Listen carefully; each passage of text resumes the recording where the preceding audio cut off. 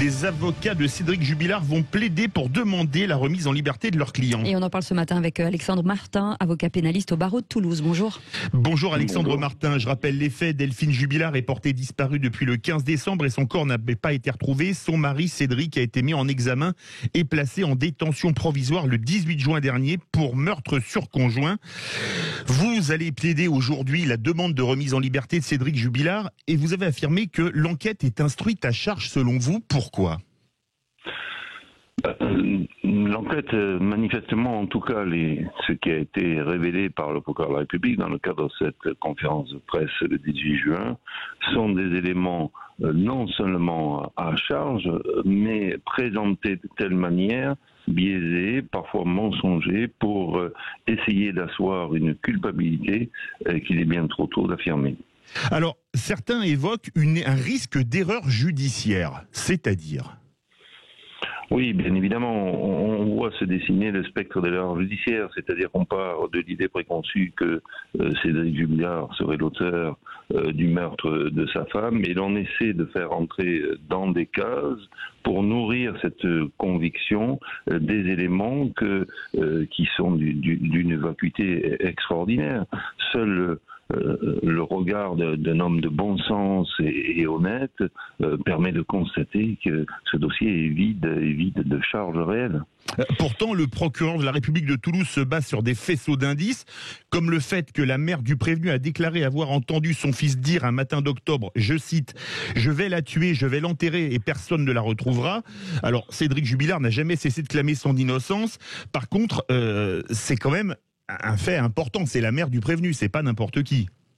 Oui, mais soyons sérieux. Est-ce que l'on va asseoir la culpabilité et décider de laisser une personne en prison parce que dans le cadre d'une séparation, dans le cadre d'un contexte qui en octobre était tendu, qui ne l'était plus en décembre puisqu'il avait décidé de divorcer à l'amiable, des propos qu'il aurait tenus énervés, dont il reconnaît une partie, la première partie de ses propos, qu'il aurait balancé ses mots de manière un peu irresponsable. Est-ce qu'on va considérer qu'à partir de là, il signe la disparition de sa femme 2 mois et demi plus tard? Soyons sérieux et revenons sur les charges, et en tout cas c'est ce que nous allons faire ce matin, sur les charges qui sont avancées par le procureur de la République pour dire à la France entière que M. Jubilard est coupable. Alors justement, maître Alexandre Martin, sur quoi va se baser la chambre d'instruction pour décider ou non du maintien en détention de Cédric Jubilard ?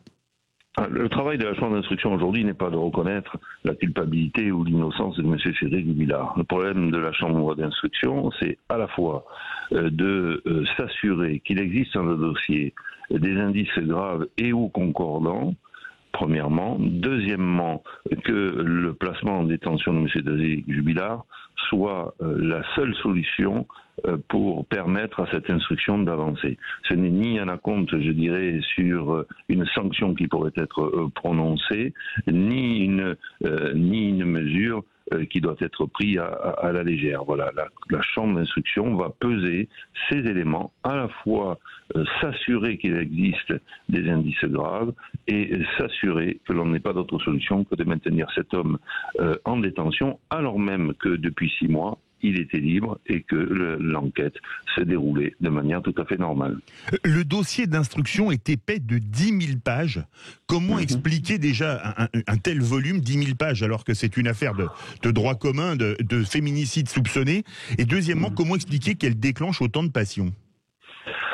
Alors c'est une enquête qui est déjà nourrie de quasiment 10 000 pages. C'est le fruit d'un travail énorme mené par la gendarmerie, un travail énorme mené dans tous les sens. Pour autant, en dépit de l'importance de ce travail, manifestement, il y a des pistes qui n'ont pas été approfondies, qui méritent de l'être, parce que malgré tout, à un moment donné, l'on est parti, et j'ai le sentiment que les enquêteurs sont partis sur l'idée préconçue que Cédric Jubilard serait le responsable de la disparition de Delphine. Alors pourquoi cette affaire anime autant de passion? Parce qu'il y a d'abord la disparition d'une femme, de la mère de 2 enfants, et les mois de la France entière est tout à fait légitime, parce qu'il y a un mystère, manifestement, et peut-être aussi parce que ça s'inscrit dans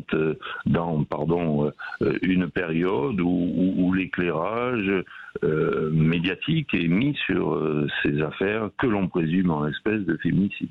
Merci beaucoup, maître Alexandre Martin. Je rappelle que vous êtes avocat de Cédric Jubilard, avocat au barreau de Toulouse.